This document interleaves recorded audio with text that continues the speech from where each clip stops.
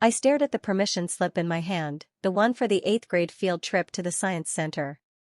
It needed a parent signature. Such a simple thing. I walked into the kitchen where my mom was scrolling through her phone, coffee growing cold beside her. "Mom, can you sign this? It's due tomorrow," and the slap came out of nowhere. My head snapped to the side. The paper fluttered to the floor. My cheek exploded in burning pain that radiated through my whole face. For a second, I couldn't process what had just happened. Couldn't understand why my mother's hand had just connected with my face hard enough to leave ringing in my ears. Then she was screaming. "Do I look like I have time for this? Do I look like I have money for field trips and permission slips and your constant needing? You're 13 years old, Maya. 13. Figure it out yourself. You're grown now. You hear me? Grown. Act like it." She grabbed her purse from the counter, still yelling, words that blurred together into a wall of anger I couldn't fully process. Something about bills. Something about being tired. Something about me always wanting something from her. Then she stormed out of the kitchen and slammed her bedroom door so hard the dishes in the cabinet rattled. I stood there frozen, hand pressed to my burning cheek, staring at the permission slip on the linoleum floor. The house was silent except for the hum of the refrigerator and the pounding of my own heartbeat in my ears. Grown. That word hung in the air like smoke after a fire, choking me, changing something fundamental in the atmosphere of my life. I was 13 years old. I had braces. I still slept with a stuffed animal sometimes. I'd just started wearing a training bra. I watched cartoons on Saturday mornings and did my homework at the kitchen table and asked my mom to help me with my hair for school pictures.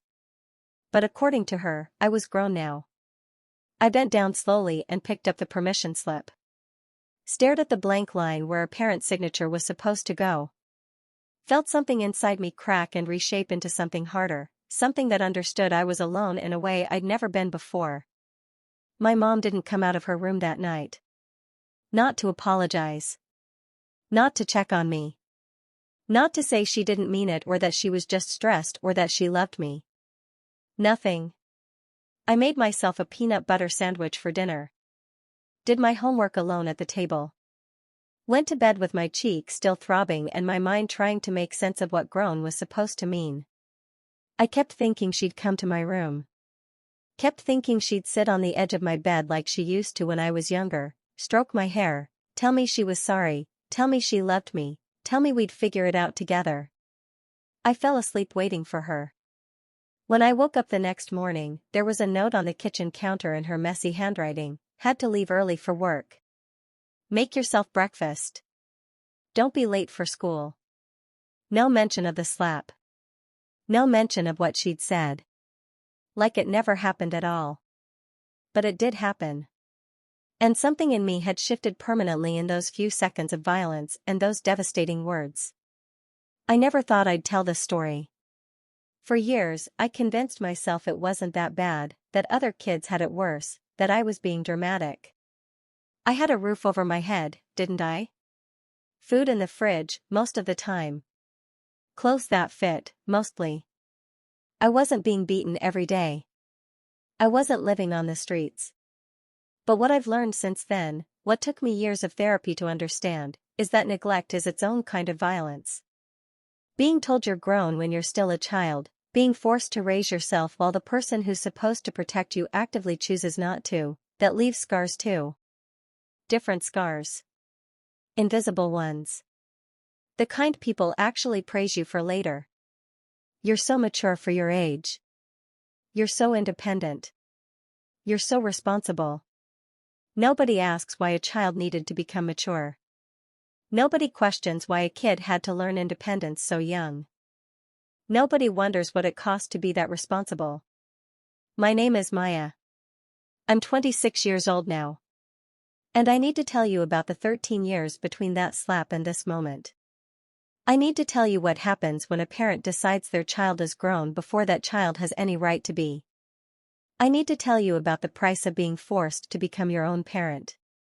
Because that word, grown, it wasn't a gift. It wasn't a compliment. It wasn't even accurate. It was an abandonment dressed up in expectations I couldn't possibly meet. Before that day in the kitchen, before the slap and the word that changed everything, my life wasn't perfect, but it was still recognizable as childhood. There were problems, sure. Big ones, looking back with adult eyes. But I was still allowed to be a kid most of the time. My father left when I was 3. I don't remember him at all. Just a name on my birth certificate, Daniel Crawford, and a few photographs my mom kept in a shoebox in her closet that I'd sneak looks at sometimes, trying to find my own features in his face.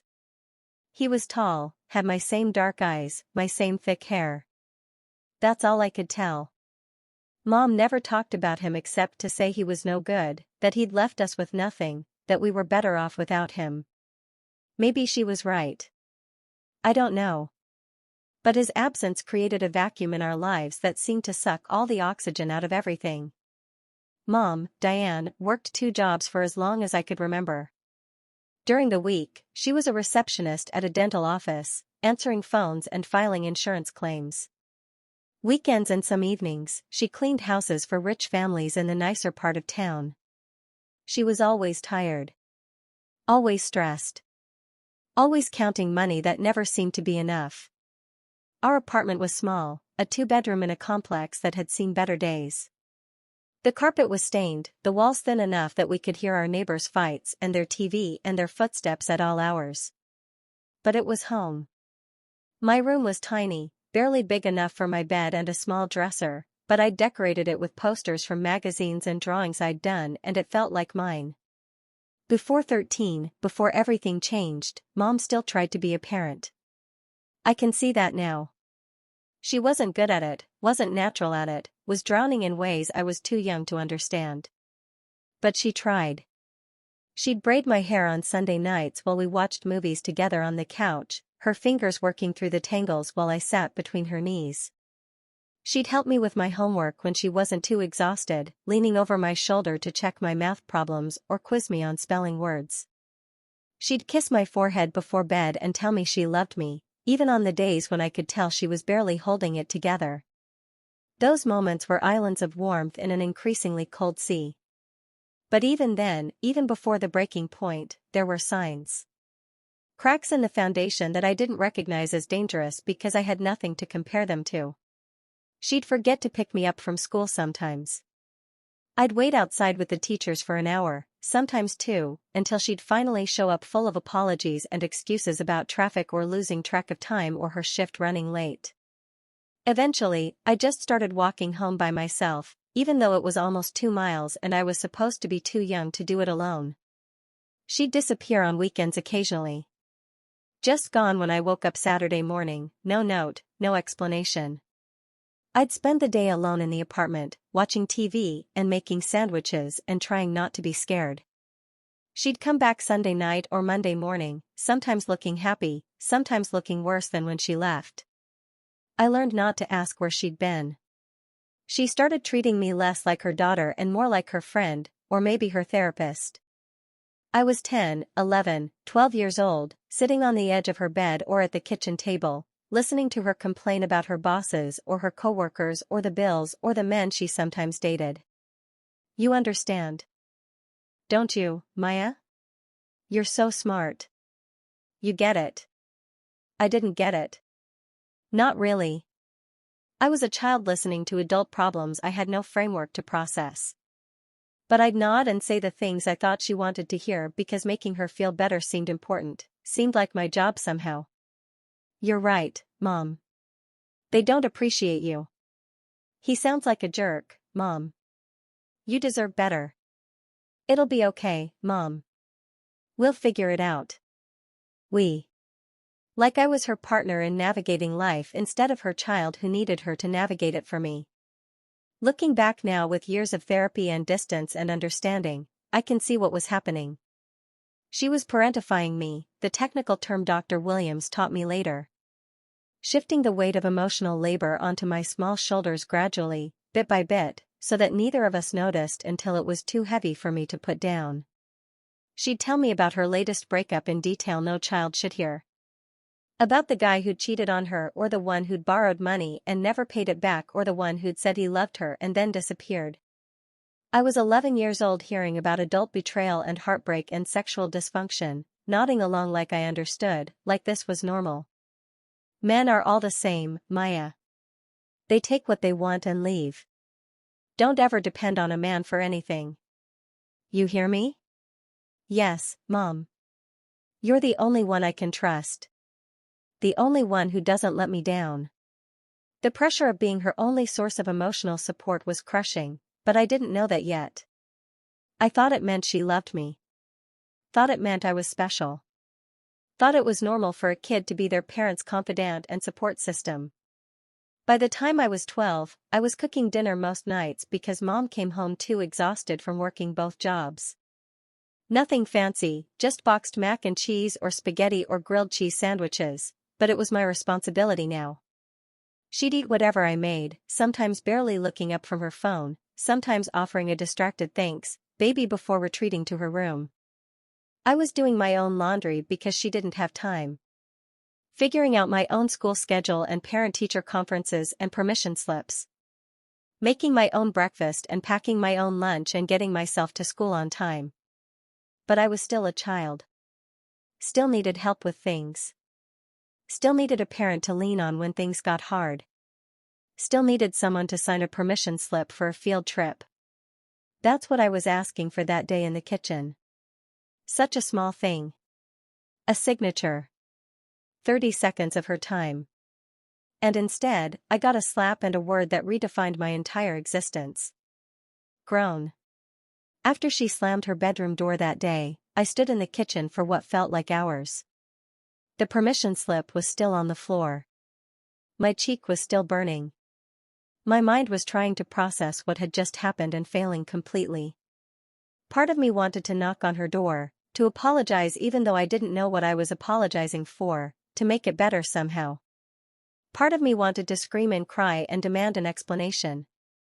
Part of me just wanted her to come out and take it back, to say she didn't mean it, to be my mom again. I did none of those things. I picked up the permission slip. Folded it carefully.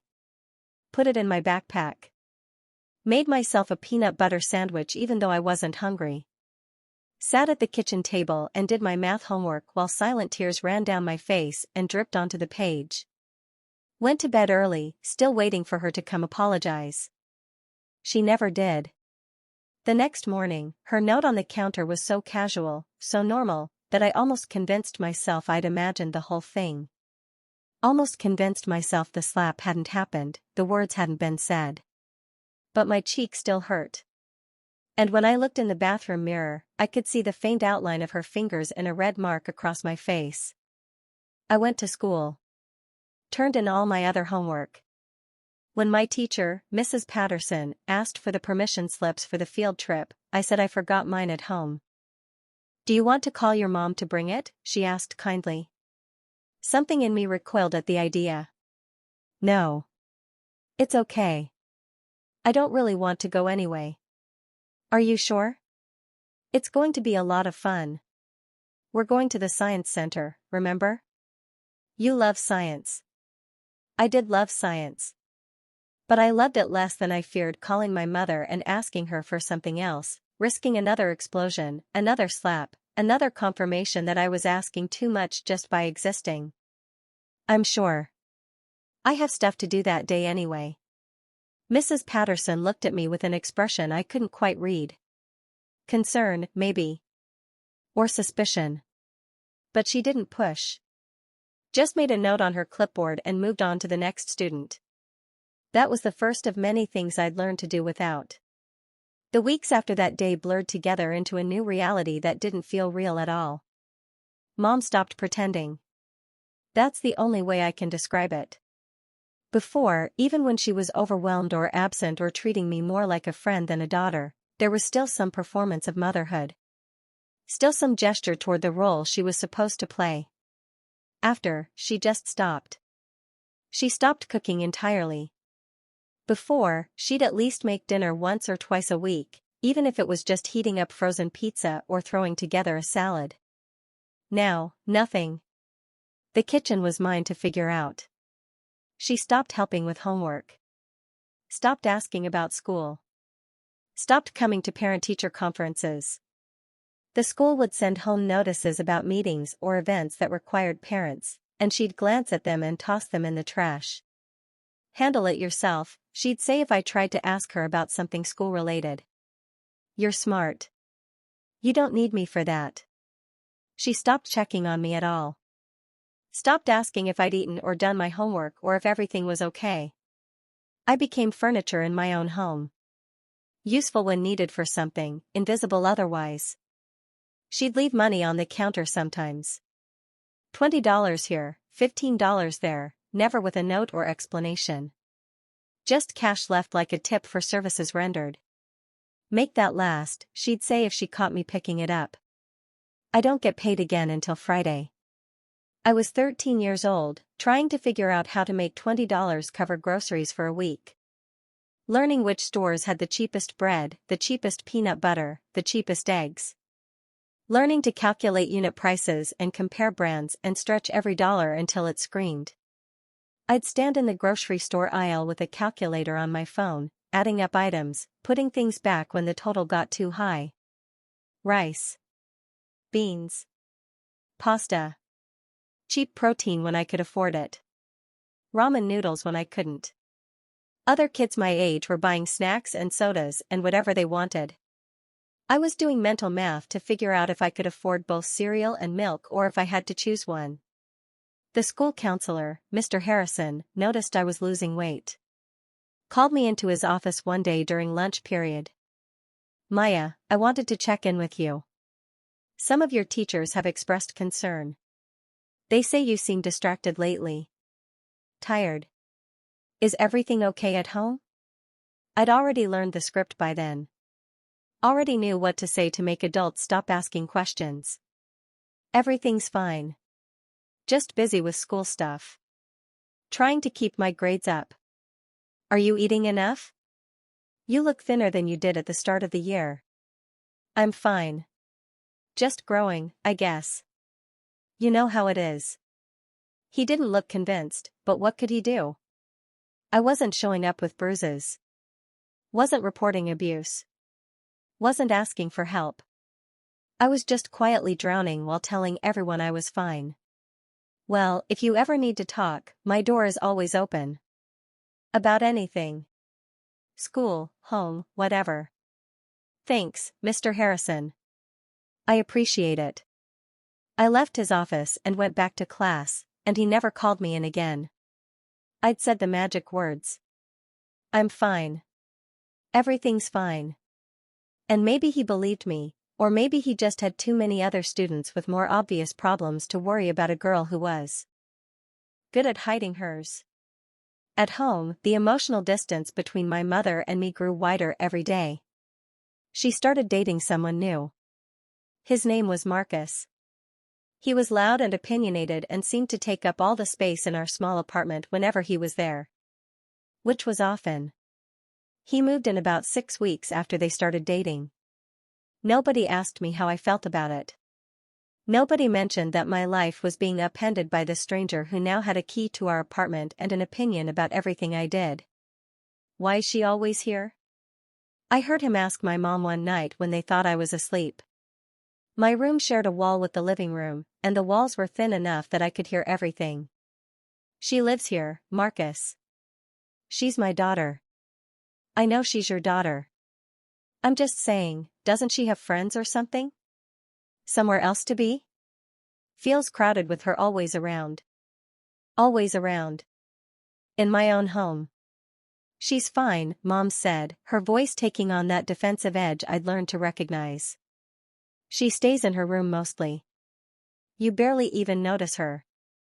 You barely even notice her. Her own mother, describing her daughter as furniture to her boyfriend. I pulled my pillow over my head and tried not to cry, tried not to make any noise that would prove I was listening, that would confirm I existed at all. Marcus noticed me, though. In ways I desperately didn't want. He'd make comments when Mom wasn't around. Little things. Nothing I could point to as definitely wrong, but enough to make my skin crawl. You're getting curves, huh? Turning into a little woman. Your mama was built like you at your age. Looking good, Maya. He'd let his eyes linger too long when I walked through the living room.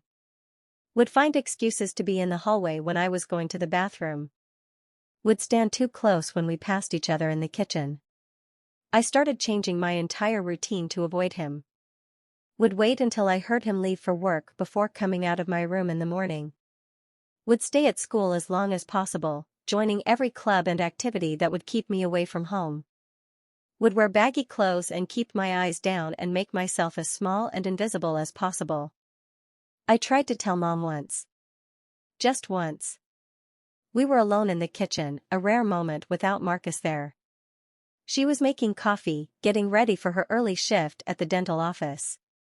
Mom, can I talk to you about something? Make it quick. I need to leave in 10 minutes. I took a breath, tried to find the words. Marcus makes me uncomfortable sometimes. The way he looks at me, the things he says. She cut me off before I could finish, slamming her coffee mug down on the counter hard enough that I flinched. Don't start, Maya. Don't you start with this. I'm just saying, I know what you're saying. And I'm telling you to stop. I finally have something good. Finally have a man who treats me decent and helps with bills and doesn't leave. And you want to ruin it with your teenage drama. It's not drama, Mom. He makes me feel, he's a good man. He's never touched you, has he? Never actually done anything? No, but, then what's the problem? You just don't like him because he's not your father. Well, guess what? Your father's gone. He left. And Marcus is here. So you better figure out how to deal with it. I'm just trying to tell you how I feel, and I'm trying to tell you that your feelings aren't the only ones that matter. I've sacrificed everything for you, Maya. Everything. I work 2 jobs. I keep a roof over your head. And the one time I find some happiness, you want to take it away from me. Is that what this is? You can't stand to see me happy? That's not what I have to go to work. She grabbed her purse and keys. We're done with this conversation. Marcus stays. And you better adjust your attitude. She left. I stood in the kitchen, shaking, understanding that I'd just learned another lesson about what it meant to be grown. It meant protecting yourself because nobody else would. It meant keeping your mouth shut about things that made you uncomfortable because your discomfort didn't matter as much as other people's convenience. It meant being alone even when people were all around you. I started spending even more time away from home. The library became my sanctuary. It was open until 8 on weeknights, and I'd stay there doing homework, reading, anything to avoid going back to the apartment. I joined the drama club even though I hated being on stage. Joined the yearbook committee. Volunteered to help clean up after school events. Anything. Everything. My teachers praised my involvement. Maya's so dedicated. So eager to participate. I wasn't dedicated. I was hiding. At night, when I finally had to go home, I'd time my arrival for when I knew Mom would be there, when Marcus would hopefully be busy with other things. I'd go straight to my room, lock my door, and try to become invisible. I taught myself to move silently through the apartment. To use the bathroom when nobody else was up. To grab food and retreat before anyone noticed I was there. I became a ghost in my own life. The real breaking point, the moment when whatever fragile thing was left of my childhood shattered completely, came about 4 months after Marcus moved in. I was sick. Really, genuinely sick. Not just a cold or a sore throat, but a fever of 103 and chills that made my whole body shake and vomiting that left me weak and dizzy. The kind of sick where a child desperately needs a parent to take care of them, to bring them water and check their temperature and tell them it's going to be okay. I'd been sick for 2 days, had missed school, had barely left my bed. Mom knew. She'd stuck her head in my room once, felt my forehead, said you're fine, just the flu, and left again. By the 3rd night, I was getting worse instead of better. Could barely stand up without the room spinning. Couldn't keep down even water. Was so cold I was shivering under 3 blankets. I needed help. Real help. I forced myself out of bed, wrapped myself in a blanket, and shuffled out to the living room where Mom and Marcus were watching some action movie at full volume. "Mom," I croaked. My voice sounded like I'd swallowed gravel. "I think I need to go to the doctor. I feel really bad." She barely glanced at me. "You're fine. It's just the flu. It has to run its course. But I can't stop throwing up. And my fever keeps going higher. I think maybe I should, Maya." Her voice was sharp, annoyed. "You're fine. It's a virus. There's nothing a doctor can do for a virus anyway except tell you to rest and drink fluids. So go do that." "I can't keep down fluids. I tried and I just threw it all up again. And I'm so dizzy I can barely stand and, oh my God." She turned to look at me fully for the first time, and the expression on her face wasn't concern. It was irritation. Pure irritation that I was interrupting her evening. "You're being dramatic. You're 13 years old. You're not dying. Go back to bed and stop bothering me." Marcus snorted from his end of the couch. "Teenagers. Everything's a crisis with them." "I'm not trying to be dramatic," I said, tears starting to leak from my eyes. "I'm really sick. I'm scared." "I just need, what you need," Mom interrupted, standing up from the couch, "is to toughen up.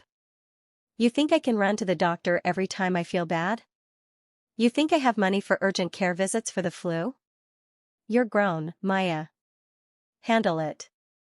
There was that word again. Grown. The word that meant I wasn't allowed to need anything. Wasn't allowed to be sick or scared or young. But Mom, go. To bed. Each word was its own sentence, sharp and final. "We're trying to watch a movie.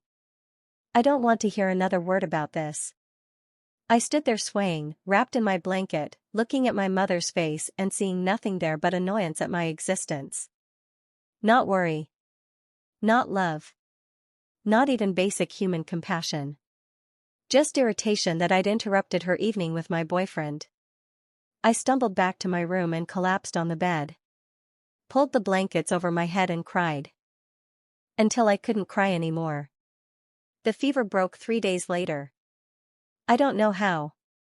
My body just fought it off on its own, the way bodies sometimes do. I survived without medical intervention, without parental care, without anything except my own will to live. I missed a week of school. Nobody from home called to check on me except my English teacher, Mrs. Richardson. She called the apartment 6 times according to our answering machine. Mom never called her back. When I finally went back to school, weak and shaky and having lost almost 10 pounds I couldn't afford to lose, Mrs. Richardson pulled me aside immediately. "Maya, I called your house 7 times. 7. Nobody answered. Nobody called me back. What's going on? Are you okay?" I looked at this woman who'd actually noticed I was gone, who'd cared enough to call, who was maybe the only adult in my life paying any attention at all. I opened my mouth to tell her the truth. To say that I'd been dangerously sick and my mother hadn't cared. That I'd been raising myself for months. That I needed help. But the words stuck in my throat. Years of being told I was grown, of being forced to handle everything myself, of learning that needing help was weakness, had rewired my brain. Asking for assistance felt impossible. Admitting I needed anyone felt like failure. "We had a family emergency," I heard myself say. The lie came out smooth and practiced. "Everything's fine now. I'm sorry for worrying you." Mrs. Richardson's eyes searched my face. She didn't believe me. I could see that clearly. But what could she do? I was giving her the official story, denying any problem. "Maya, if you ever need to talk about anything, you can come to me. You know that, right?" "I know.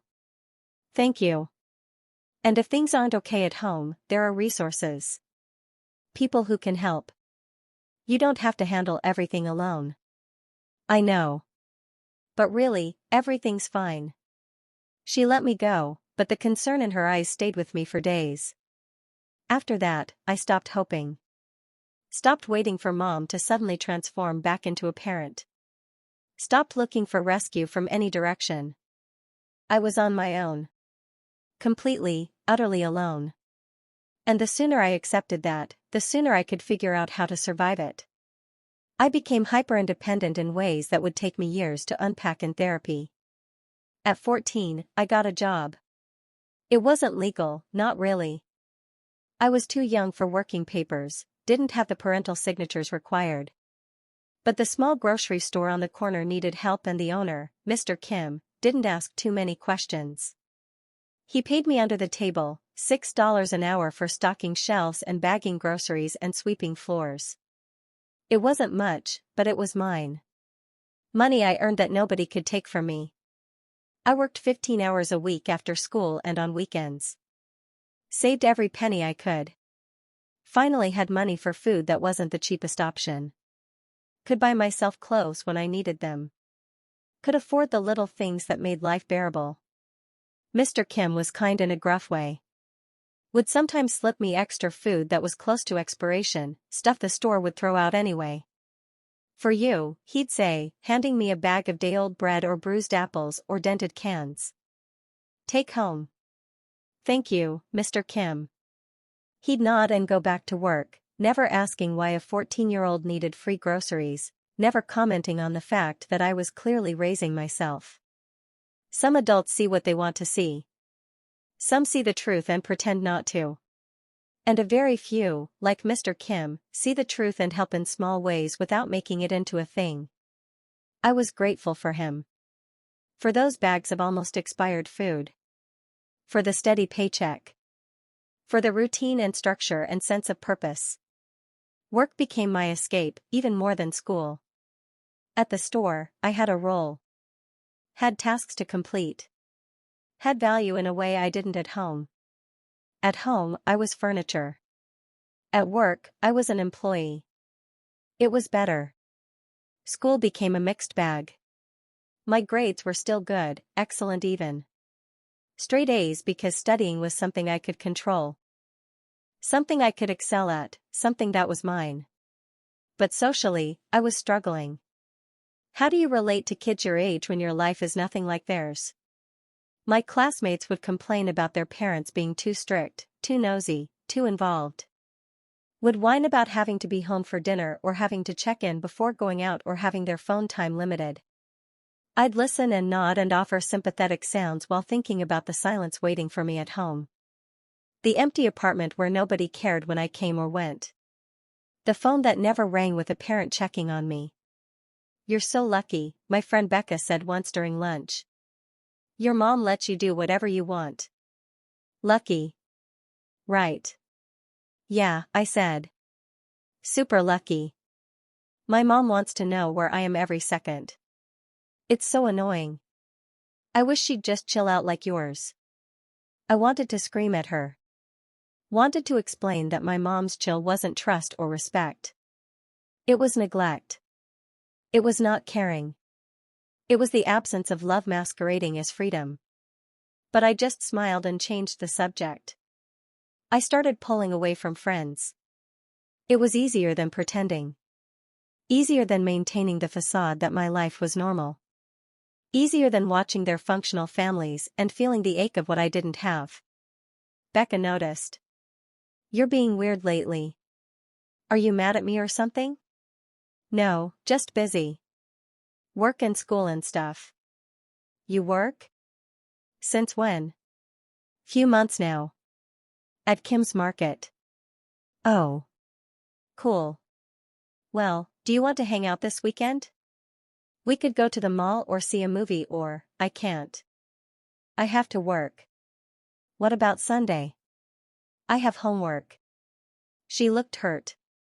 I felt guilty. But I didn't know how to explain that hanging out felt impossible when I was barely hanging on. That normal teenage activities felt like a luxury I couldn't afford. That I was drowning in responsibilities while she was floating through a childhood I couldn't access anymore. We drifted apart. She found other friends. I told myself it was fine, I didn't need friends anyway, I was better off alone. Another lie I told myself to survive. At home, Marcus's presence became more oppressive. He'd been living with us for almost a year by then, had embedded himself in our lives like a tick. The comments about my body got more frequent. More explicit. Always when Mom wasn't around to hear. Damn, Maya. You're growing up nice. Bet the boys at school can't keep their eyes off you. You need a ride somewhere? I could take you. We could spend some time together. Get to know each other better. Your mama says you never bring boyfriends around. That's too bad. A girl who looks like you should be having fun. I started wearing exclusively baggy clothes. Sweatshirts in summer. Baggy jeans. Anything to hide my developing body from his gaze. I changed my schedule to avoid being alone with him ever. If Mom was working late and I knew he'd be home, I'd stay at the library until it closed. If she was gone for the weekend with him on some trip I wasn't invited on, I'd stay at the store helping Mr. Kim with inventory, sleeping in the back room if I had to. You don't have to stay, Mr. Kim would say. Store is closed. Go home. I like helping. And I could use the extra hours. He'd look at me with those knowing eyes but wouldn't push. Would just nod and let me stay, probably understanding more than he let on. I told myself I was being paranoid about Marcus. That he was just awkward, just didn't know how to talk to teenage girls, just making inappropriate comments but not actually dangerous. But my gut knew better. My gut screamed at me every time he came too close, every time his eyes lingered, every time he found an excuse to accidentally touch me in passing. I trusted my gut. Stayed away. Stayed safe. And hated myself for not being able to tell anyone, for not being able to make it stop, for being too scared and too alone and too grown to ask for help. 15 came and went without celebration. Mom forgot my birthday entirely. I bought myself a cupcake from the grocery store and ate it alone in my room. 16 arrived with slightly more fanfare, but only because I could get my driver's license. Except I couldn't. Because getting a license required a parent to sign off on driver's ed and take me to the DMV and be involved in a way Mom had no interest in being. I don't have time for that, she said when I asked. And we can't afford driver's ed anyway. I have money saved. I can pay for it myself. Then pay for it. But don't expect me to drive you around for practice or whatever. You're grown. You want a license, figure it out. I figured it out. Paid for driver's ed with money from my job. Had the instructor pick me up for lessons. Forged Mom's signature on the permission forms because what choice did I have? The day I passed my driving test, I called her to tell her. That's nice, baby, she said, distracted. I could hear Marcus in the background saying something I couldn't make out. Listen, I gotta go. Proud of you. She hung up before I could respond. I sat in the DMV parking lot with my brand new driver's license and nobody to celebrate with. Nobody to take the traditional photo with. Nobody who cared enough to mark this milestone. I was 16 years old and utterly alone. I bought myself a car a few months later. Saved every penny from work, bought a beat-up Honda from a guy on Craigslist for $800. It was old and ugly and the radio didn't work, but it was mine. Proof I could achieve things on my own. Having a car meant even more freedom to avoid home. I'd drive around aimlessly after work, burning gas I couldn't afford but needing the space and solitude. Would park at random places and sit there doing homework or reading or just existing somewhere that wasn't my room in an apartment where I wasn't wanted. Junior year of high school came with college preparation. SATs and ACTs and college visits and planning for the future. My school counselor, a new one named Ms. Chen, called me in to discuss my plans. Maya, your grades are excellent. Top of your class. You should be looking at competitive schools. Have you thought about where you want to apply? I'm thinking state schools mostly. Somewhere affordable. With your GPA and test scores, you could aim higher. What about Ivy League? What about out-of-state private schools? I need scholarships. Full scholarships. So state school makes more sense. She looked at me carefully. What about your parents? Can they contribute anything? I almost laughed. No. It'll have to be all scholarships or it won't happen. Okay. Then we'll make that work. I'll help you find scholarship opportunities. We'll make you such a strong applicant that schools will be fighting to give you money. And she did. Ms. Chen became my advocate in a way no adult had been before. She stayed after school to help me with applications. Edited my essays. Researched scholarships. Wrote recommendation letters that apparently made me sound like a miracle student. You've overcome so much, she said once while we were working on an essay prompt about challenges I'd faced. I hadn't told her much. Just that my family situation was complicated, that I was financially independent, that I'd been working since 14. I don't feel like I've overcome anything, I admitted. I just survived. Survival is overcoming, Maya. Especially when the odds are stacked against you. Maybe she was right. I applied to 12 schools. A mix of state universities and private schools known for generous financial aid. Spent my savings on application fees and test score reports, investing in my future because nobody else would. My personal essay was raw. Brutally honest in a way I'd never been before. I wrote about being told I was grown at 13. About raising myself while my mother checked out. About working to feed myself and learning to survive without support. About determination and resilience and the fierce independence born from having no other choice. Ms. Chen cried when she read it. This is powerful, Maya. Really powerful. Any admissions officer who reads this and doesn't accept you has no heart. I hoped she was right. The acceptances started coming in March of my senior year. One by one, emails and letters with good news. Accepted. Accepted. Accepted. Full scholarship offers from state schools.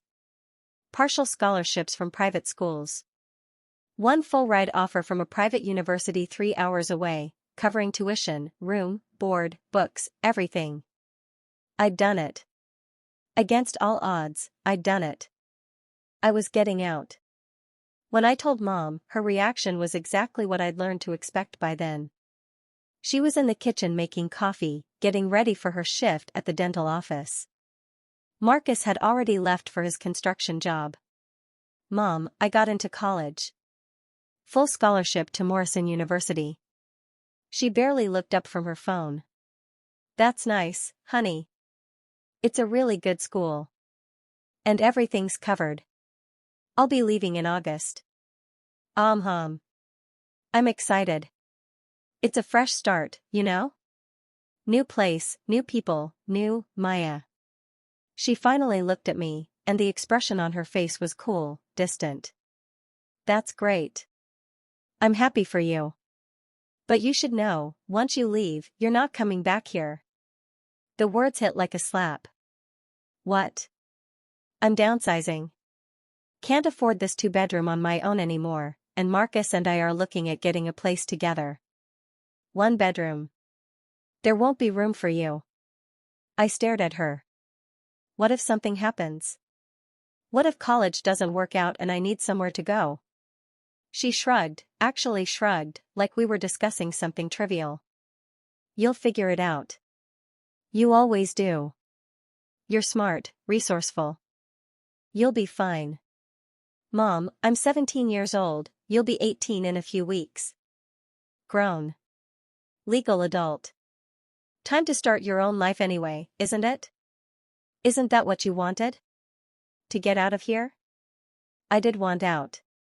Desperately. But I'd still unconsciously assumed home would be there if I needed it. Still thought there was some minimal safety net, however threadbare. What if I get sick? What if I need help?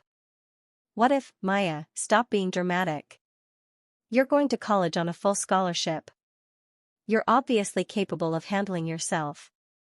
And honestly, it's time for me to start living my own life too. I've been a single mom for 15 years. I've sacrificed everything. I deserve to think about what I want now. What she wanted. What she'd always wanted. Which was a life without me in it. Right, I said. My voice sounded hollow even to my own ears. Okay. I'll figure it out. I knew you'd understand. You're so mature, Maya. So grown up. There was that word again.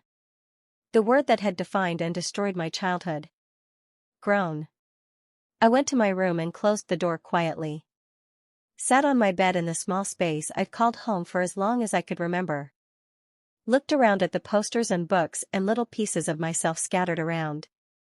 And finally, after 3.5 years of holding it together, I broke. Not dramatically. Not loudly. Mom and Marcus couldn't know I was hurt because my hurt didn't matter to them. But quietly, privately, I let myself shatter. I cried for hours. For the childhood I'd lost. For the mother I'd never really had.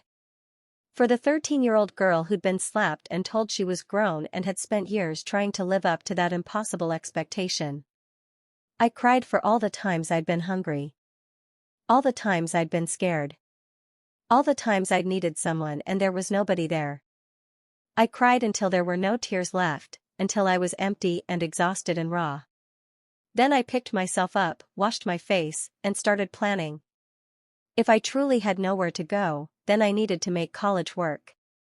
Not just work, but succeed completely. Because failure wasn't an option anymore. Failure meant homelessness. Meant having nowhere to turn. Meant proving Mom right that I was capable of handling everything alone because I had to be. The summer before college was strange. I worked as many hours as Mr. Kim would give me, saving every penny for expenses my scholarship wouldn't cover. Worked on campus jobs I'd already secured for the fall. Avoided home as much as possible. Mom and Marcus moved out of our apartment in July, into a one-bedroom across town. They took most of the furniture, left me with a mattress on the floor and a few kitchen items until the lease ran out in August. I spent the last month alone in that apartment, living like a squatter in a space that had never really felt like home anyway. Marcus didn't say goodbye. Just took his stuff and left. Mom stopped by once, the day before I was leaving for college. Got everything packed, she asked, looking around my nearly empty room. Yeah. Good. Good. She shifted uncomfortably. So, I'm not great at goodbyes. But I want you to know I'm proud of you. You did good. I did good. Despite her. Because I had no choice. Thanks. And Maya, I know things weren't always easy between us. But I did my best. I hope you know that. Her best. Her best had been telling me I was grown at 13 and checking out of parenthood entirely. I know, I said, because what else could I say? Call me sometimes. Let me know how you're doing. Okay. She hugged me. It was brief, awkward, the embrace of strangers obligated by blood to pretend at affection. Then she left. I stood in my empty room and felt nothing. No sadness. No anger. No relief. Just emptiness. The next day, my friend Marcus, different Marcus, the one from school who'd been quietly supportive for the past few years, helped me move into my dorm. We'd stayed in touch throughout high school, had become close in that way of people who recognize brokenness in each other. He was going to a different school, but he'd driven to help me move because he understood that I had nobody else. You're really doing it, he said as we carried boxes up to my room. Getting out. Yeah. How does it feel? Terrifying. He laughed. Fair. But you're going to be okay. You've been okay through everything else. Okay isn't the same as good. No, he agreed. but it's something. And maybe at college, you can figure out what good looks like. My roommate was named Keisha. She was from a big family, had parents who'd driven 6 hours to drop her off, had siblings who'd come along to help move her in. Her room was full of photos and stuffed animals and decorations her mom had bought. She was loud and warm and immediately friendly. "Oh my God, hi. You must be Maya. I'm so excited to room with you. We're going to have the best year." I watched her family bustle around, her dad assembling her bed frame, her mom making her bed with new sheets, her siblings bickering over where to put her desk. This was what it looked like when parents actually cared. "Where's your family?" Keisha's mom asked kindly. "Do they need help unloading?" "They couldn't make it," I said. The lie was automatic. "Work stuff." "Oh, that's too bad. Well, if you need any help getting settled, just let us know." They stayed for hours, helping both of us unpack, taking photos, getting emotional about leaving Keisha. I excused myself and went to the bathroom to cry quietly where nobody could see. When I came back, Keisha's family was leaving. Her mom hugged her for a long time, told her how proud they were, made her promise to call every day. Then they were gone, and it was just Keisha and me in our new space. "Your family seems nice," I said. "They're crazy but I love them." "Do you have a big family?" "No. Just me and my mom. We're not super close." "Oh. I'm sorry. That must be hard." "It's fine. I'm used to it." She looked like she wanted to ask more but didn't. For that, I was grateful. College was freedom and terror in equal measure. For the first time in years, I wasn't responsible for anything except my own education. My scholarship covered meals, so I had reliable food for the first time since I was 12. I had a dorm room, small but mine. Had structure and support and resources I'd never had before. It should have been paradise. Instead, I was paralyzed. I didn't know how to just be a college student. Didn't know how to relax, make friends, enjoy my late teens. I'd skipped that entire developmental phase, gone straight from childhood to pseudo-adulthood without the transition. My brain was still in survival mode, constantly waiting for the next crisis, the next disaster, the next moment when everything would fall apart. Keisha noticed. Of course she noticed. She was observant and kind and genuinely wanted to be friends. "Why do you have so much food in your desk?" she asked one day, looking at the stash of granola bars and crackers and non-perishable items I'd hoarded there. "Just in case." "In case of what?" "We have a meal plan. The dining hall is always open." "I know. I just like having backup." She didn't understand. How could she? She'd never worried where her next meal was coming from. Had never had to make $20 last a week. Had never gone to bed hungry. She noticed I couldn't relax. That I was always tense, always waiting, always ready to handle the next emergency. "Maya, you seem stressed. Is everything okay?" "I'm fine." "Are you sure? Because you seem like you're waiting for something bad to happen." She wasn't wrong. I was waiting. For the scholarship to be revoked. For some hidden fee I couldn't pay. For the universe to punish me for daring to hope things could be better. Parents' weekend came in October. The campus filled with families, parents gushing over their kids, taking them to dinner, attending events together. Keisha's family came, of course. Took her to expensive restaurants. Bought her stuff she needed for her dorm. Attended the parents' activities. "Do you want to come to dinner with us?" she offered. "My parents would be happy to have you." The kindness in the offer made my throat tight. "That's okay. I have homework." "On parents' weekend?" "Come on, take a break." "Really, I'm fine. Thank you though." I spent the weekend alone in the library while everyone else had family time. Told myself it was fine. Told myself I preferred it this way. Told myself I didn't care that my mom hadn't called, hadn't asked if there was a parents' weekend, hadn't shown even the smallest interest in my new life. Monday, when Keisha came back full of stories about her weekend, I smiled and nodded and pretended it didn't hurt. "Your mom didn't come?" she finally asked. "She was busy. Work stuff." "That sucks." "I'm sorry." "It's fine. We're not really close anyway. I've noticed you never talk about her. Or your family at all." I shrugged, uncomfortable with the direction of conversation. "Not much to talk about." Keisha was quiet for a moment. Then, my RA mentioned that Student Health Services offers free counseling for students dealing with stuff. I thought maybe you'd want to know.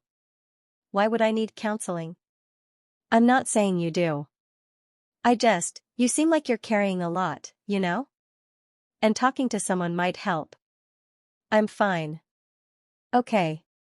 But if you ever change your mind, it's there." I filed that information away and tried to forget about it. But it nagged at me. 2 weeks later, I looked up the Student Health Services website. Found the counseling section. Read about the free services available to students. Confidential counseling for students dealing with anxiety, depression, trauma, family issues, and life transitions. Family issues. That was one way to put it. I told myself I didn't need it. I was handling everything. I was fine. But a small voice in the back of my mind whispered that fine wasn't the same as healed. That surviving wasn't the same as thriving. That maybe, just maybe, I deserved more than just getting by. I made an appointment. That's where I'll tell you something important. If this story is resonating with you, if you've ever been the kid who had to raise yourself, do me a favor right now. Hit that subscribe button. Leave a comment telling me where you're watching from. Let me know I'm not alone in sharing this, because what happened next, the therapy and the healing and the slow, painful work of becoming whole, that's where this story really begins. My first therapy appointment was with Dr. Williams. She was older, maybe late 50s, with kind eyes and a calm presence that immediately put me at ease and made me want to run simultaneously. "Tell me a bit about yourself, Maya. What brings you here today?" I'd practiced what I'd say. Had planned to give a sanitized version. Just stress about school, maybe. Adjustment issues. Something small and manageable. Instead, I opened my mouth and everything poured out. When I was 13, my mom slapped me and told me I was grown, and she basically stopped being my parent after that, and I've been raising myself ever since, and I don't know how to be a normal college student because I never got to be a normal kid, and I'm so tired of pretending I'm okay when I'm not, and I don't even know what okay is supposed to feel like anymore. It all came out in one breathless rush, years of silence breaking open like a dam. Dr. Williams just listened. Didn't interrupt, didn't look shocked, didn't judge. When I finally stopped talking, she handed me a tissue and waited while I cried. "Maya," she said gently when I'd collected myself somewhat, "what you just described is called parentification and emotional neglect. It's a form of childhood abuse." The word hit me like a physical blow. Abuse? Yes. Abuse doesn't always mean physical violence. Neglecting a child's emotional and physical needs, forcing a child to take on adult responsibilities, making a child responsible for their own survival, these are all forms of abuse. But she didn't really hit me. Just that one time.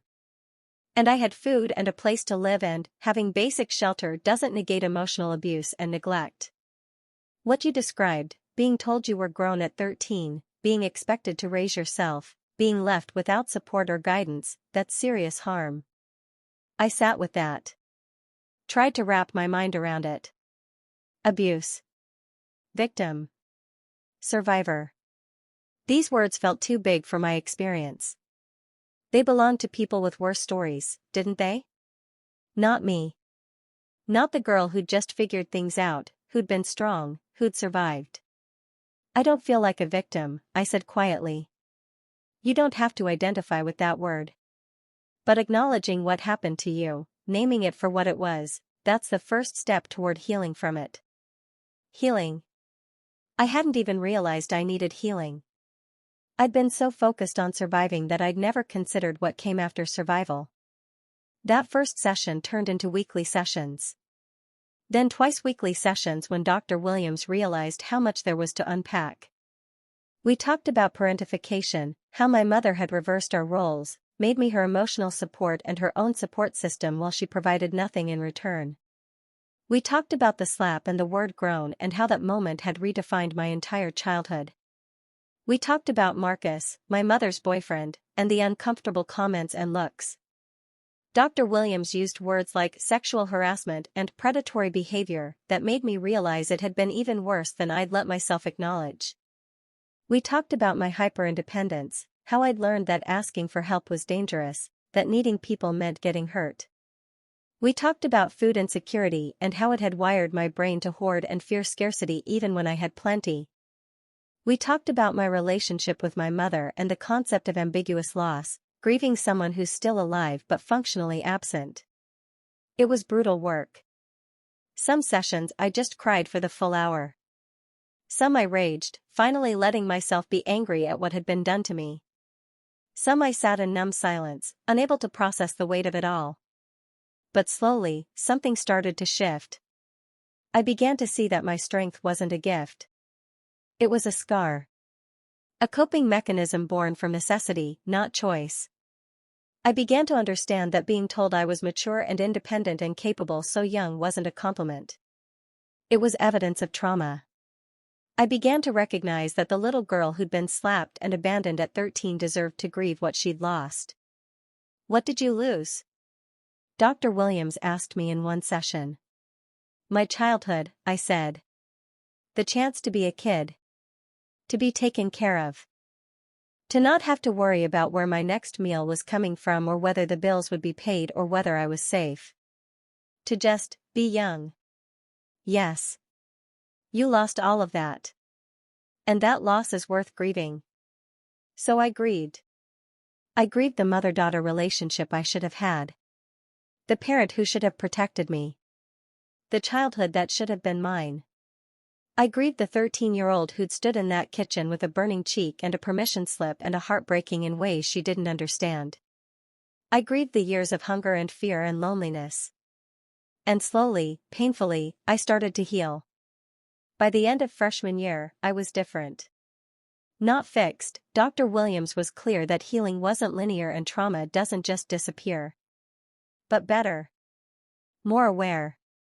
More able to identify my patterns and challenge them. I was learning to ask for help. Small things at first. Borrowing notes when I missed class.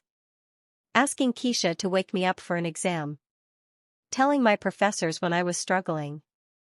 It felt terrifying every time.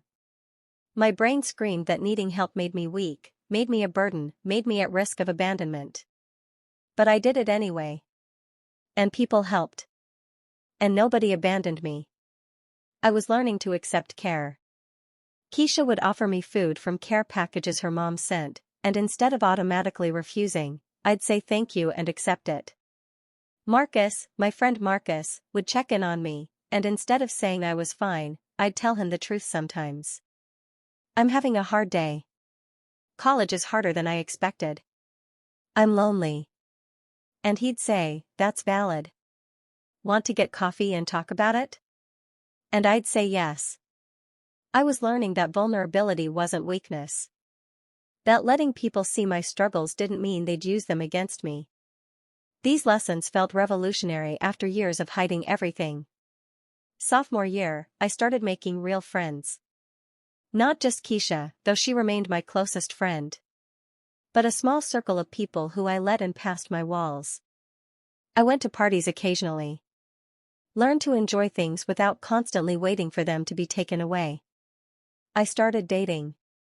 Nothing serious, but I was learning how to be close to people, how to trust, how to let someone care about me without panicking. My first real relationship was with a guy named Tyler. He was sweet, patient, understanding when I explained that I had trust issues and needed to take things slow. We dated for 6 months before I felt comfortable enough to tell him about my childhood. We were lying in his dorm room, just talking, when he asked about my family. I don't really have one, I said. I mean, I have a mom, but we're not close. How come? And I told him. An edited version, but more honest than I'd been with anyone except Dr. Williams. I told him about being told I was grown at 13. About raising myself. About the hunger and the fear and the loneliness. He listened without interrupting, his hand holding mine. When I finished, he just said, "I'm so sorry. You deserved so much better than that." I started crying. Because he was right. I had deserved better. And for the first time, I was letting myself fully feel that truth. We broke up eventually, amicably, because we were young and growing in different directions. But he taught me that I could be loved even with all my damage. That my past didn't make me unworthy of care. By junior year, I was thriving academically. Double major in psychology and social work, because I'd decided I wanted to help kids in situations like mine. Wanted to be the adult who noticed, who cared, who fought for children being neglected. My professors loved me. I was passionate, dedicated, insightful in ways that came from lived experience. "You're going to make an incredible social worker," my practicum supervisor told me. "You have a natural empathy for kids in tough situations." I was one of those kids, I admitted. I figured. The best advocates usually have personal experience. Just make sure you're taking care of yourself too. This work can be triggering. I was taking care of myself. Therapy. Weekly. Good friends. Healthy routines. I was learning that self-care wasn't selfish, it was necessary. Then Mom called. It was October of my junior year. I was in my off-campus apartment, the one I shared with Keisha and 2 other girls, studying for a midterm. My phone rang with a number I hadn't seen in almost 3 years. I stared at it, heart pounding, debating whether to answer. Part of me wanted to ignore it. To let it go to voicemail. To maintain the distance I'd worked so hard to establish. But another part, the part that was still that 13-year-old girl hoping her mom would come back for her, that part made me answer. "Hello? Maya?" Her voice was different. Smaller. Less sharp. "It's your mother." "I know." Silence stretched between us, heavy with years of abandonment and hurt. "I'm sick," she finally said. "Cancer. They found it a few months ago. Stage 3. It's not good." My first instinct was to ask if she was okay, to offer comfort, to be the caretaker I'd always been forced to be. But therapy had taught me to pause. To check in with myself before responding. How did I feel? Sad. Angry. Numb. Confused. "I'm sorry to hear that," I said, because it was true. I didn't wish illness on anyone, even her. "The doctors say I need help. Someone to take me to appointments, to be there for treatments. And I don't have anyone else." Of course she didn't. She'd alienated everyone with her selfishness, and now she was alone. "You want me to take care of you," I said flatly. "I'm your mother, Maya." The audacity of it. After years of not being my mother in any way that mattered, she was claiming that title now because she needed something. "Are you?" The words came out cold. Because I don't remember much mothering. I remember being told I was grown at 13. I remember raising myself while you dated men and ignored me. I remember being sick with a fever of 103 and you not even taking me to the doctor. I remember you telling me not to come back after I left for college. So tell me, Mom, when exactly were you my mother? She was quiet for a long moment. I could hear her breathing, could imagine her processing this version of me she'd never met. The version who'd found her voice. "I wasn't a good mother," she finally admitted. "I know that. I was drowning and I took it out on you and that wasn't fair. But Maya, I'm dying. I have maybe a year, maybe less. And I don't want to die alone with my daughter hating me." The manipulation was transparent, but underneath it I heard something genuine. Fear. Regret. Desperation. I don't hate you, I said, and realized it was true. Hate required energy I'd stopped spending on her years ago. I don't feel much of anything about you anymore. You made sure of that. Then what do I have to do? Tell me what I need to do to make this right. Make it right. Like 13 years of neglect could be fixed with a conversation. I don't know. I need time to think about this. How much time? I don't know. I'll call you when I've decided. Maya, I have to go. I'll call you. I hung up before she could say more. Then I sat on my bed, phone in my hand, and started shaking. Keisha found me like that an hour later. Maya? What's wrong? And I told her. Told her everything I'd never fully told her before. About my childhood, about my mother, about the phone call. She sat beside me and listened, and when I was done, she just hugged me while I cried. What are you going to do? She asked when I'd cried myself out. I don't know. Part of me wants to tell her to handle it herself like she made me handle everything. But another part feels guilty. She's dying. She's my mother. What kind of person refuses to help their dying mother? The kind who was abandoned by that mother for 13 years. Maya, you don't owe her anything. Not after what she put you through. I know. Logically, I know that. But it doesn't feel that simple. No. It's never simple with family. I called Dr. Williams and asked for an emergency session. She fit me in the next day. She wants you to take care of her. Dr. Williams said after I'd explained the situation. The woman who never took care of you wants you to take care of her. How does that make you feel? Angry. Bitter.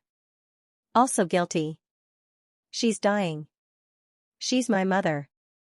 Shouldn't I help? Maya, you're not responsible for her. You were never responsible for her, even when she made you think you were. Whatever you decide about this, it needs to be for you, not out of guilt or obligation. What if I want to see her? What if I want answers? Closure? Something? Then you can explore that. On your terms, with boundaries. You can decide to have contact without becoming her caretaker. You can get the answers you need without sacrificing yourself again. On my terms. With boundaries. Those words became my mantra. I didn't decide right away. Took a month to process, to think, to figure out what I actually wanted.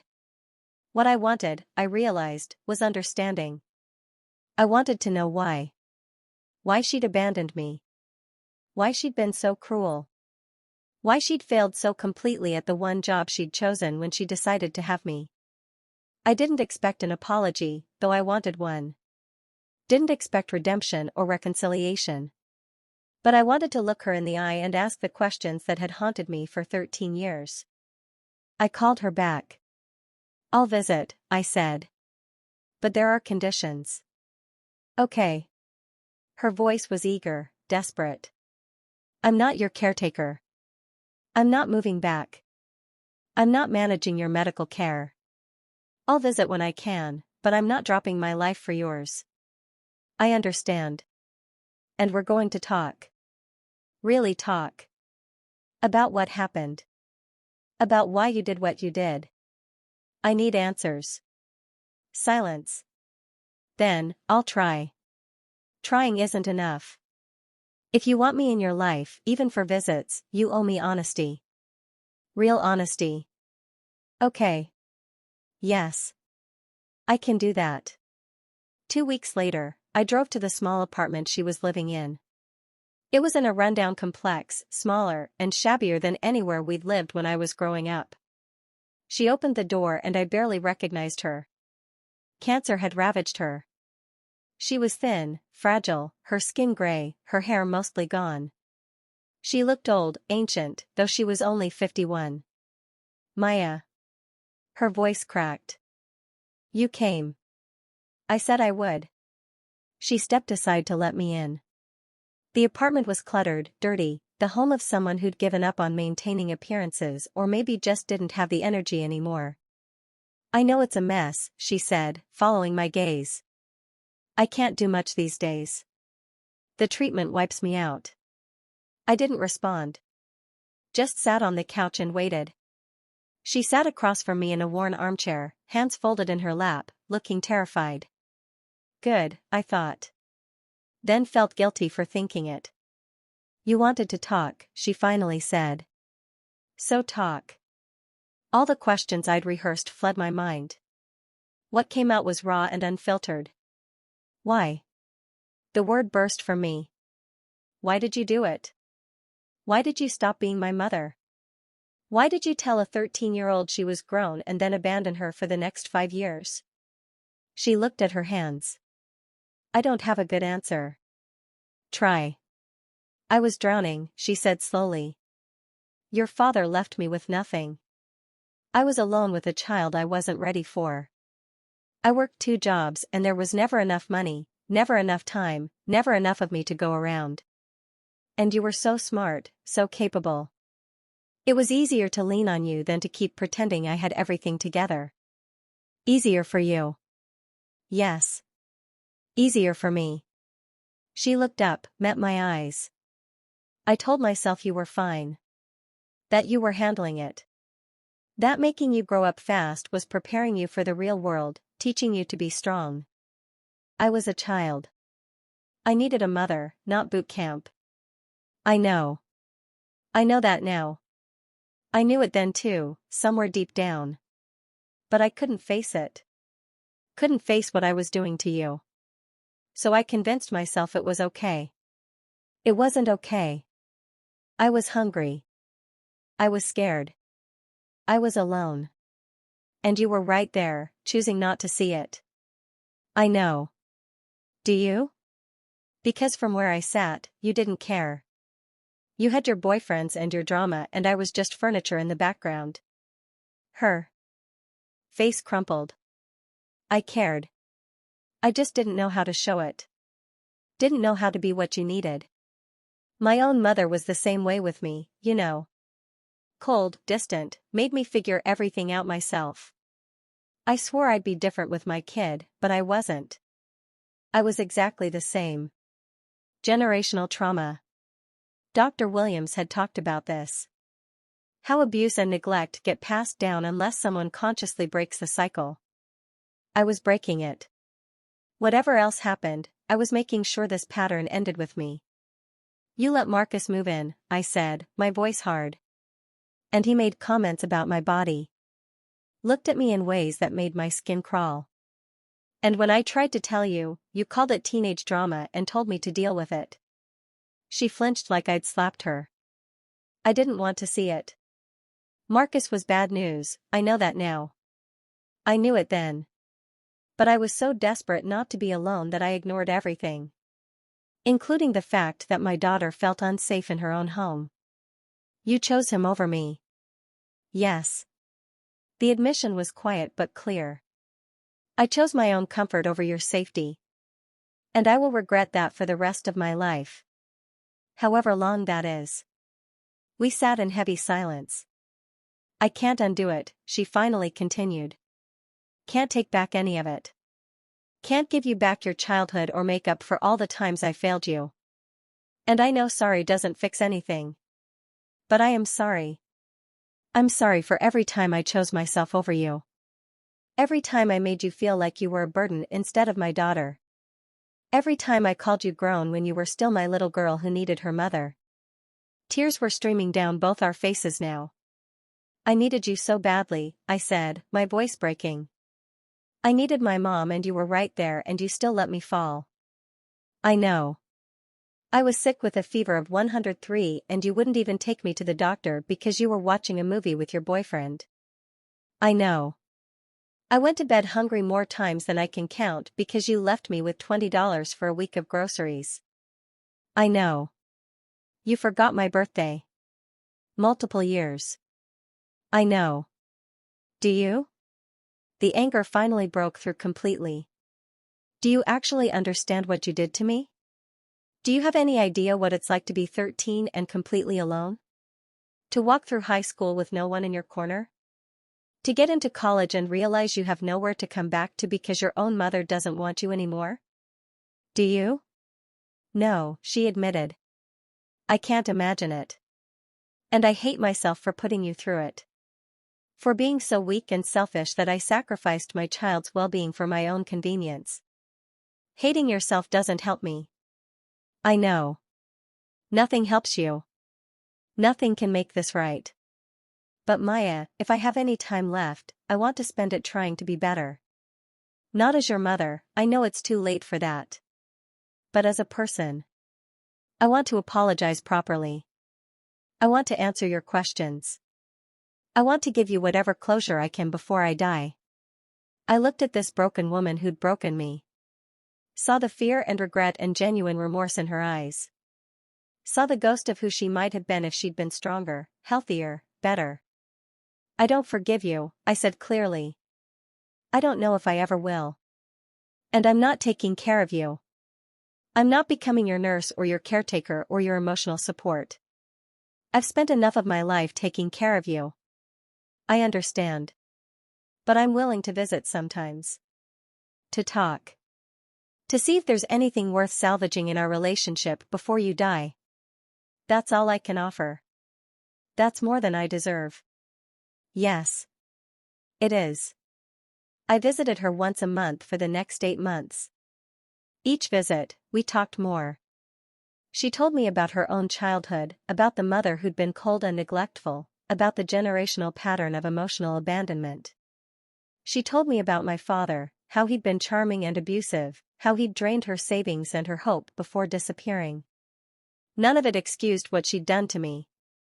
But it helped me understand. Understanding, Dr. Williams told me, was different from forgiveness. I could understand why someone hurt me without absolving them of responsibility. And understanding did bring a kind of freedom. Not the freedom of reconciliation, but the freedom of context. Of seeing her as a full person, flawed and broken, instead of just the monster who'd ruined my childhood. She started acknowledging things she'd never admitted before. How she'd parentified me. How she'd neglected me emotionally and physically. How she'd put her own needs ahead of mine consistently for years. I see it now, she said during one visit. How I made you my parent instead of being yours. How I used you for emotional support while giving you nothing in return. I robbed you of your childhood and convinced myself I was teaching you independence. You were teaching me that I couldn't depend on anyone, I corrected. That needing help was weakness. That I was only valuable as long as I was useful. God, Maya. I'm so sorry. The apologies kept coming. Each visit brought more. More acknowledgement of harm. More ownership of her failures. More genuine remorse. It didn't fix anything. But it mattered. She asked about my life. Really asked, actually listened to the answers. Wanted to know about school, about my friends, about my plans for the future. You're going to be a social worker? She asked during one visit. Yes. I want to help kids in situations like mine. Kids being neglected or parentified or forced to grow up too fast. You'll be good at that. You understand in a way people who haven't lived it can't. I know.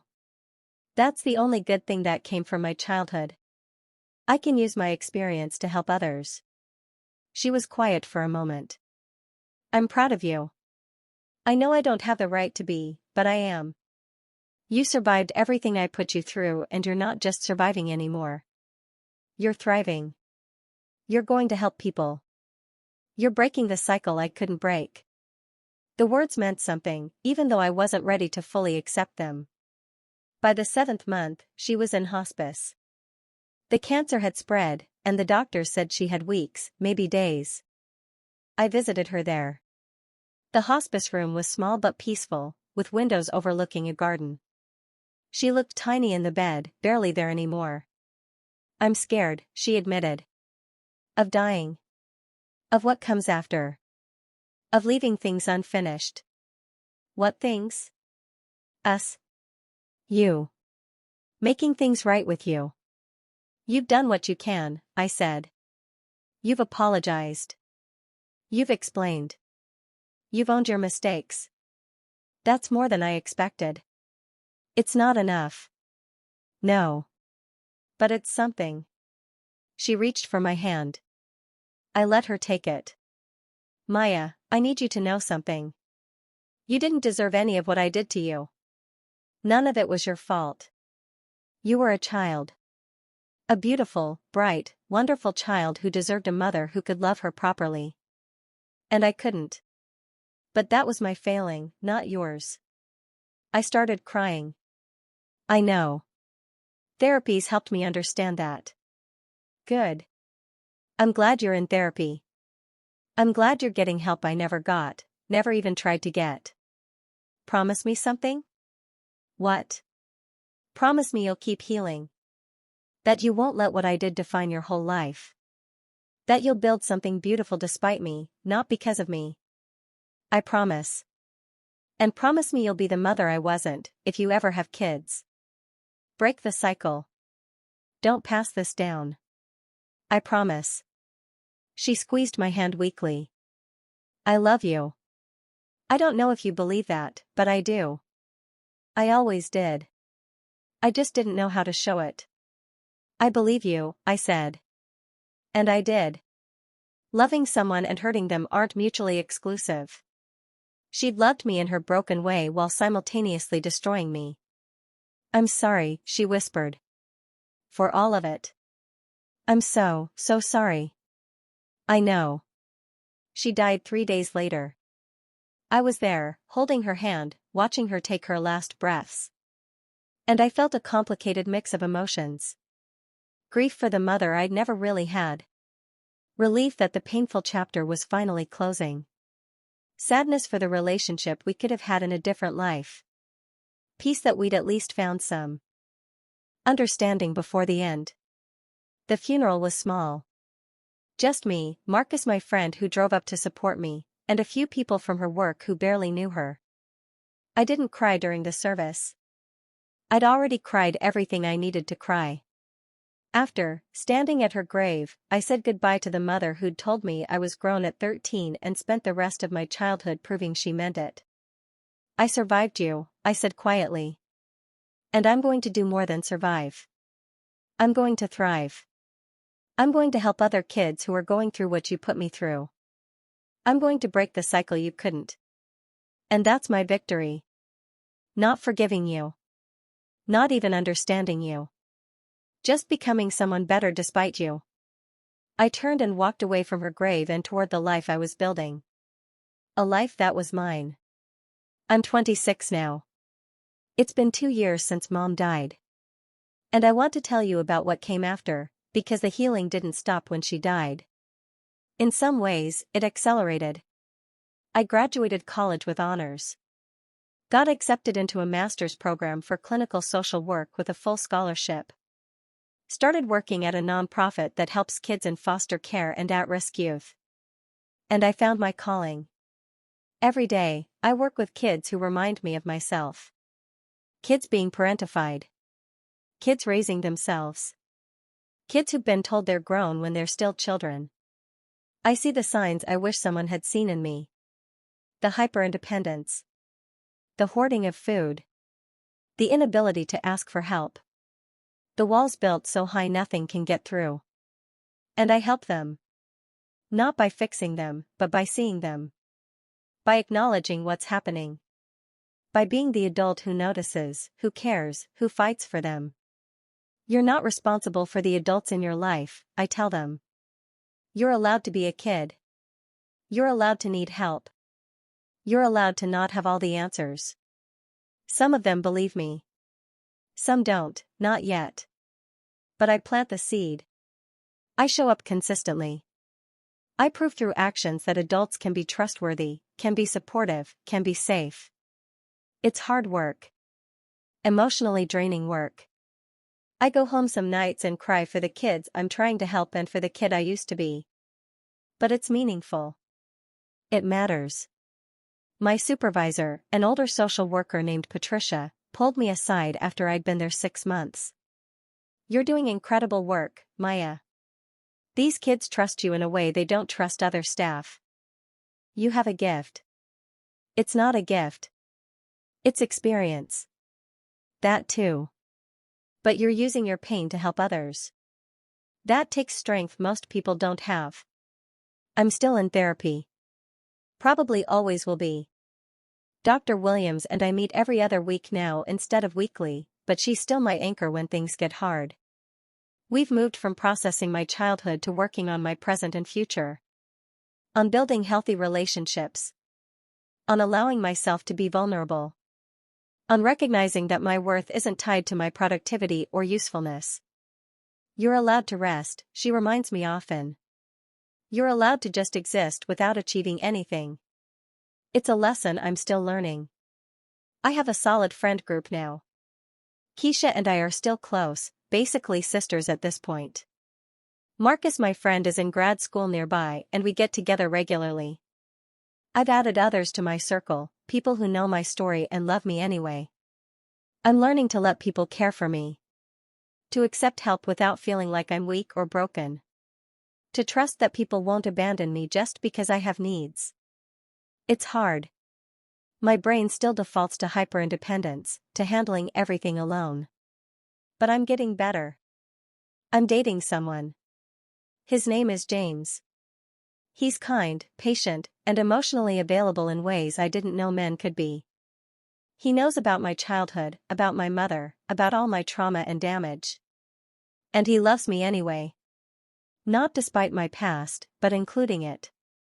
Seeing it as part of what made me who I am. "You're the strongest person I know," he told me once. I hate when people say that. Why? Because I didn't choose to be strong. I was forced into it. And everyone acts like it's this gift, this positive thing, when really it's just evidence of how much I had to survive. He thought about that. "You're right. I'm sorry. What I should have said is, you survived something terrible and you're still here, still fighting, still trying to be better. And that's incredible. That I could accept." I think about 13-year-old Maya sometimes. The girl standing in that kitchen with a burning cheek and a permission slip and a world that had just shifted on its axis. I wish I could go back and hug her. Tell her it gets better. Tell her she's going to be okay, more than okay. Tell her that the strength she's being forced to develop will eventually become a choice instead of a requirement. I can't go back. But I can honor her by living well. By taking care of myself the way nobody took care of her. By building a life she would be proud of. And I can help other kids like her. Kids who are being told they're grown when they're still children. Kids who are being forced to raise themselves. I can be the adult I needed. That's my purpose. My mission. The meaning I pulled from the wreckage of my childhood. Last week, a 13-year-old girl came into our center. She'd been referred by her school counselor who was worried about signs of neglect. The girl was thin, wearing clothes that didn't quite fit, clearly exhausted. I sat down with her in my office. "Hi. I'm Maya. I'm a social worker here. You're not in trouble. I just wanted to talk to you a bit, if that's okay." She nodded warily. "Tell me about your home life. What's a typical day look like for you?" And she started talking. About being responsible for her younger siblings. About making meals because her mom was always working or with her boyfriend. About doing homework late at night after everyone else was asleep because that was the only quiet time. About being called grown and expected to handle everything herself at 13. My heart broke and healed simultaneously.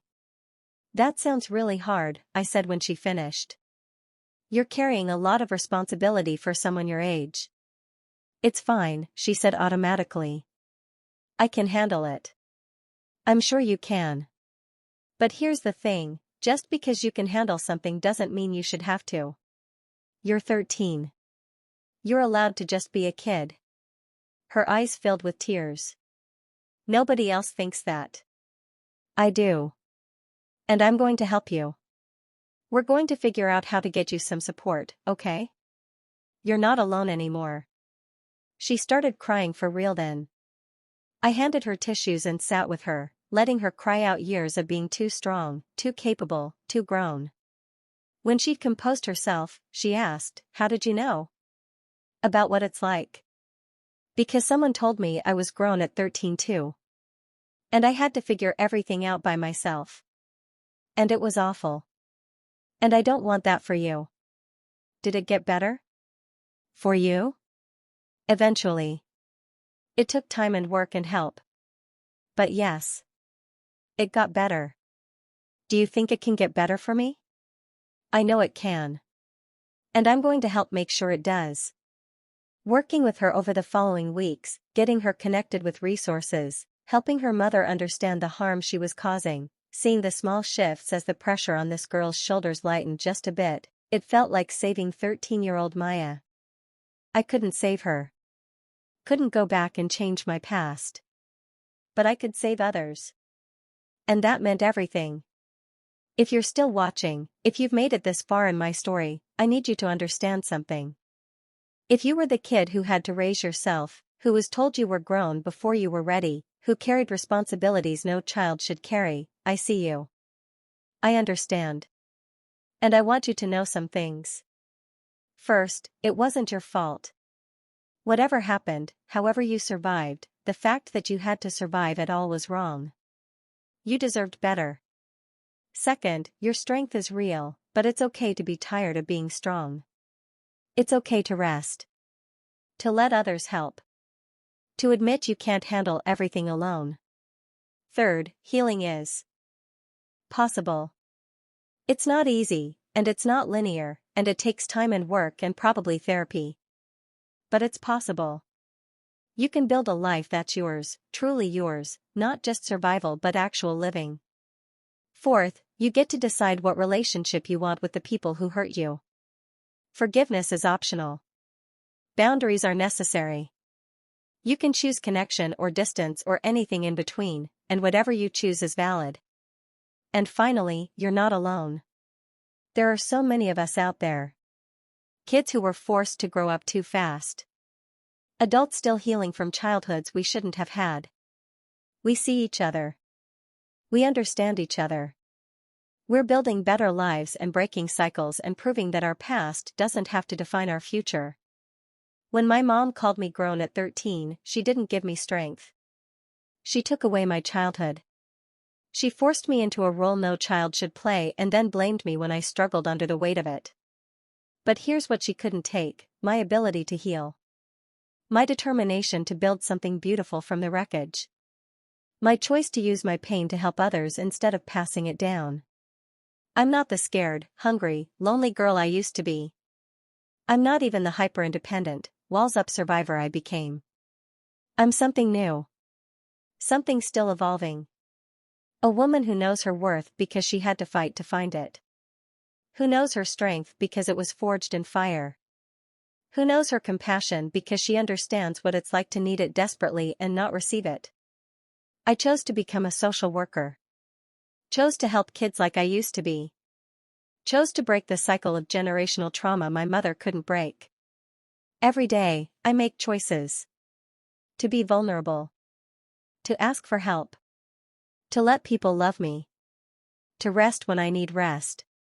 To work hard because I want to, not because I have to. These choices are building a life I actually want to live. And some days, when I'm in my apartment that I chose, eating food I can afford, surrounded by people who actually care about me, working a job that means something, I think about that 13-year-old girl. And I tell her what I wish someone had told her then. You're going to be okay. Better than okay. You're going to survive this and learn from it and use it to help others. You're going to build a life that's beautiful and meaningful and yours. The people who hurt you, they don't get to write your whole story. They wrote a chapter, a painful one, but the rest is up to you. And you're going to write something worth reading. If this story helped you, hit that like button. Subscribe for more real stories about real struggles. And please, comment below with where you're watching from. Tell me if you've been the kid who had to raise yourself. Let me know I'm not alone. Because we're all in this together. All the people who were told we were grown before we were ready. All the adults still healing from childhoods we didn't deserve. All the survivors building better lives. We see each other. We understand each other. And together, we're proving that healing is possible. That you can take the worst thing that ever happened to you and transform it into your purpose. That you can be told you're grown at 13 and spend the next 13 years learning what it actually means to grow, to heal, to become whole. I'm 26 years old. I'm a social worker. I'm a survivor. I'm someone who's still learning how to live instead of just survive. And I'm proof that you can come from nothing and build something. That you can be broken and put yourself back together in a way that's even stronger than before. Not stronger because you had to be. But stronger because you chose to be. That's the difference. That's everything. I was forced to be grown at 13. But now, at 26, I'm choosing to grow. On my terms. At my pace. Toward a future I'm creating. And if you're out there, still healing from being forced to grow up too fast, know this, you get to choose too. You get to decide who you want to become. You get to build a life that's yours. It won't be easy. Healing never is. But it's possible. And you're worth the effort. You always were.